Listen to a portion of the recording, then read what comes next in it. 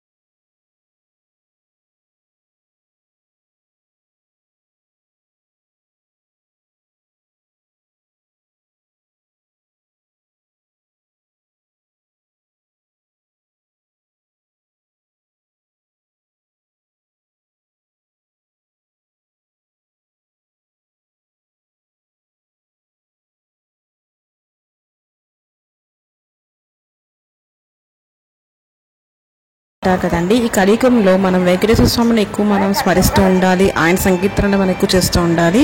మనం స్వామివారిని విగ్రహం చూసినట్లయితే స్వామివారి యొక్క కుడి చేయి వరదహస్తంతో ఉంటుంది. అంటే వరదహస్తం అంటే స్వామివారు మనకి వరాలు ఇస్తూ ఉంటారనమాట. మామూలుగా ప్రతి దేవుడు కూడా అభయహస్తంతో ఉంటారు, కానీ శ్రీ వెంకటేశ్వర స్వామివారు మనకి వరదహస్తంతో మనకి దర్శనమిస్తూ ఉంటారు. ఆయన యొక్క విగ్రహమూర్తి మాత్రం మనకి చాలా విషయాలు చెబుతూ ఉంటుంది.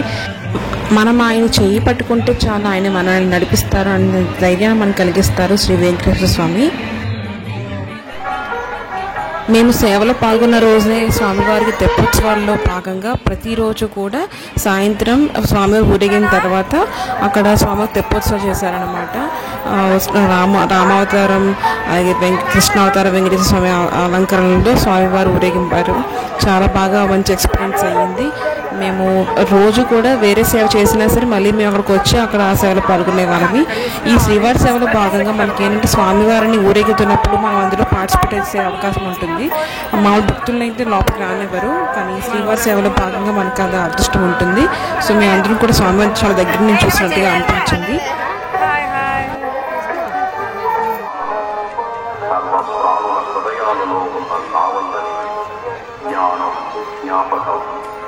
కొండ మీద మనకి ఎల్లప్పుడూ కూడా స్వామివారి సంకీర్తనలు వినిపిస్తూ ఉంటారు. చాలా మంచి ఆహ్లాదకరంగా అనిపిస్తూ ఉంటాయి.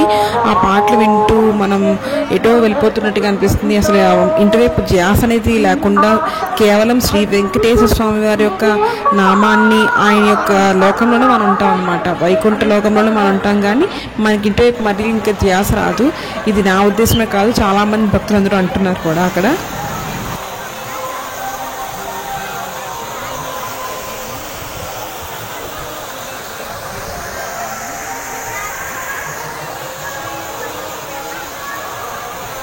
ఎంతమంది భక్తులు ఉన్నా సరే ఆ ఏరియా అంతా కూడా వెంటనే క్లీన్ చేస్తూ ఉంటారు. ఇంకా మాడవీధుల్లో అయితే చెప్పక్కర్లేదు. నిత్యం స్వామివారి ఊరేగింపు టైంలో ఇలా ముగ్గులు పెడతారని రకరకాల రంగురంగుల ముగ్గులు పెడుతూ ఉంటారు అక్కడ ఎంప్లాయీస్. చాలా బాగుంటుంది. చూడండి ఎంత పెద్ద పెయింటింగ్స్ అండ్ ఎంత నీట్గా ఉంటుందో. ఈ ఊరేగింపు టైంలో భక్తులందరికీ మరో విశేషమైన ఒక థింగ్ ఉంది. మనం స్వయంగా స్వామివారికి హారతి ఇచ్చే అవకాశం ఉంటుంది. తిరుమల కొండ మొత్తం కూడా మనకి సౌండ్ రికార్డింగ్ అనేది ఉంటుందండి. మనకి గోవిందనామాలు మనకి ఇలా వినిపిస్తున్నాయి అంటే స్వామివారు ఊరేగుతున్నారని మనకు ఒక ఐడియా వచ్చేస్తుంది అనమాట. సో కొండ మీద ఎక్కడున్నా సరే ఎప్పుడైతే గోవిందనామాలు స్టార్ట్ అవుతున్నాయి వెంటనే అందరూ కూడా మాడవీధిలోకి వచ్చేస్తారు స్వామివారు ఊరేగుతున్నారని. అలాగే స్వామివారికి కొన్ని గేట్స్ ఉంటాయి, హాల్స్ ఉంటాయి. అంటే అక్కడ మఠాలు, పీఠాలు, అలాగే కొన్ని దేవాలయాలు తాలూకా హారతులు ఇస్తారనమాట. సో ఆ పాయింట్స్ దగ్గరికి వెళ్తే మనం కూడా దగ్గర నుంచి స్వామివారిని చూడొచ్చే అవకాశం ఉంటుంది. నేను చూసిన ప్లేస్ ఏంటంటే W4 గేట్ దగ్గర, అంటే లడ్డు కౌంటర్ వెనకాతల మనకి స్వామివారికి హారతి ఇస్తున్నారు. అక్కడ నేను వీడియో తీసానమాట. కొంచెం దగ్గర నుంచి తీసే అవకాశం ఉంటుందని అక్కడ వాళ్ళ ఎంప్లాయీస్ అందరూ కూడా హారతి ఇస్తారు. మనకి కొండ మీద ఇంకే నామం వినిపించదండి, ఓన్లీ గోవింద గోవింద గోవింద ఈ నామం తప్ప మనకి ఇంకేమీ వినిపించదు.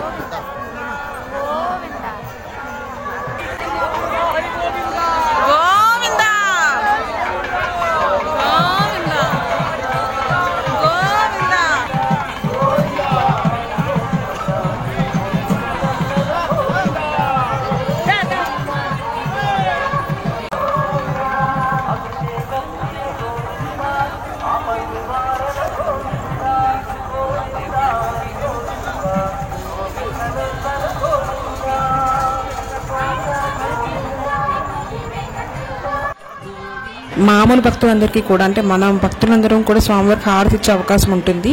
ఈ మాడవీధుల్లో నార్త్ గేట్ దగ్గర మన భక్తులందరూ ఎవరైతే ఇవ్వాలనుకుంటున్నారో వాళ్ళు ఒక ప్లేట్లో స్వామివారికి నైవేద్యం, లేదంటే పట్టిక బెల్లం అయినా పర్వాలేదు, అట్టుపల్లి ఏదైనా సరే మనం ఏదైతే స్వామివారికి నివేదిద్దాం ఇద్దాం అనుకుంటున్నామో అది అలాగే హారతి కలిపి పెట్టి మనం అలా ప్లేట్ మనం అలా చూపిస్తే స్వామివారి దగ్గర హారతి తీసుకొని మనకు హారతి ఇచ్చి వాళ్ళు మనకు ఆ ప్లేట్ ఇస్తారనమాట.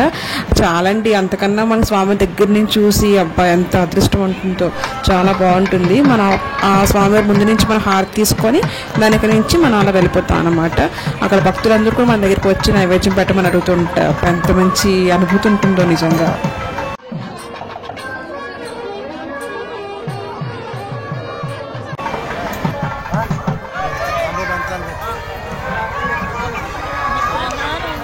చూడండి ఇప్పుడు మా కోలాటం బ్యాచ్ అందరూ కోలాటం వేయడానికి రెడీగా ఉన్నారు. స్వామివారు వస్తున్నారు కదా, స్వామివారి ముందు కోలాటం వేస్తున్నారు మన కోలాటం మహిళలు. ఇందిరా కాలనీ శ్రీ గౌరీ లోకాంబిక అమృతవర్ష కోలాట మహిళలందరూ కూడా కోలాటం వేస్తున్నారు.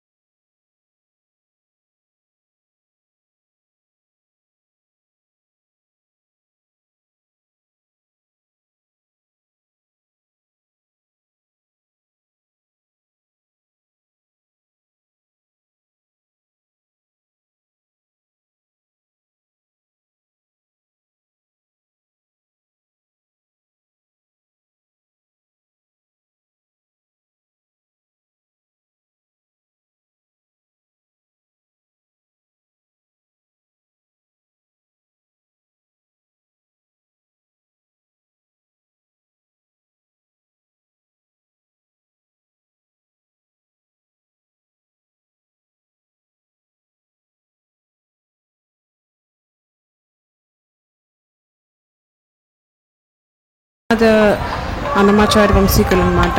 ఆయన ఇప్పుడు హారతి ఇస్తున్నారు స్వామివారికి. అక్కడ హారతి పాయింట్ ఉంటుంది. ఆ తర్వాత వరహాసం గుడి దగ్గర హారతి పాయింట్ ఉంటుంది. ఆ తర్వాత మనం ముందుకు వచ్చేస్తారు.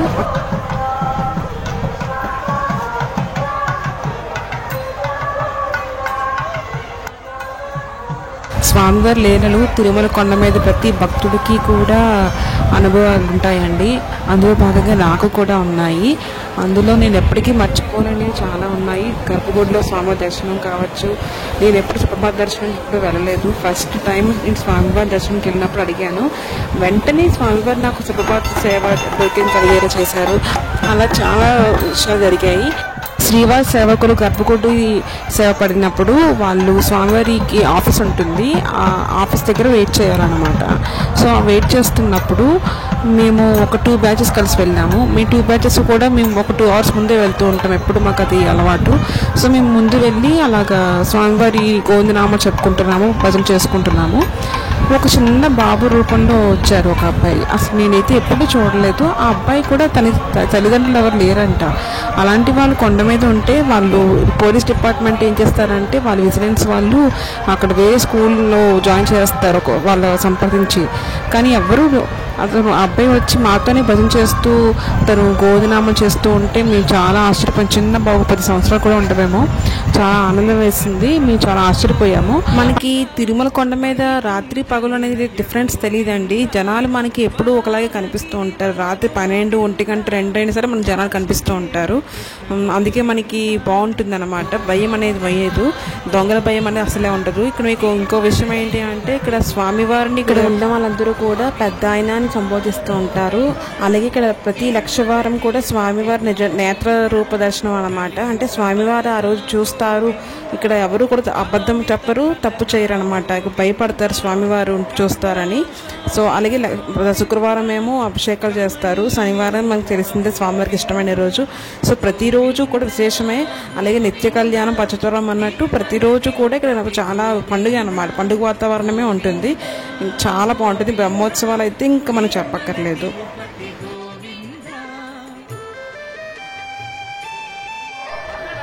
శ్రీ భూవరహాస్వామి వారి దర్శనం చేసుకున్న తర్వాతనే మన శ్రీ వెంకటేశ్వర స్వామి వారి దర్శనం చేసుకుంటే మన యొక్క యాత్ర అనేది పూర్తి అవుతుంది అంటుంటారు కదండి.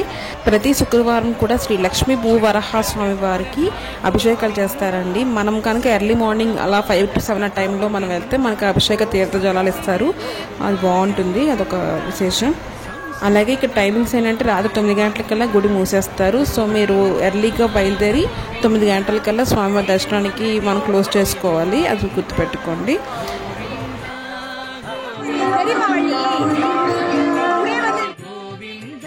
సో అందుకనే ఒక్కసారి మీరు శ్రీవారి సేవకి కనుక వస్తే మీకు మొత్తం అంతా క్లియర్గా అర్థమవుతుంది. టైమింగ్స్ గురించి కావచ్చు, స్వామివారి లీలల గురించి కావచ్చు, ఏ విషయమైనా సరే మీకు క్లియర్గా అర్థమవుతుంది. శ్రీవారి సేవకి తప్పకుండా రావడానికి ట్రై చేయండి. ప్రతి ఒక్కరి లైఫ్లో కూడా మర్చిపోలేని సంఘటనలు ఉంటాయి కదండి.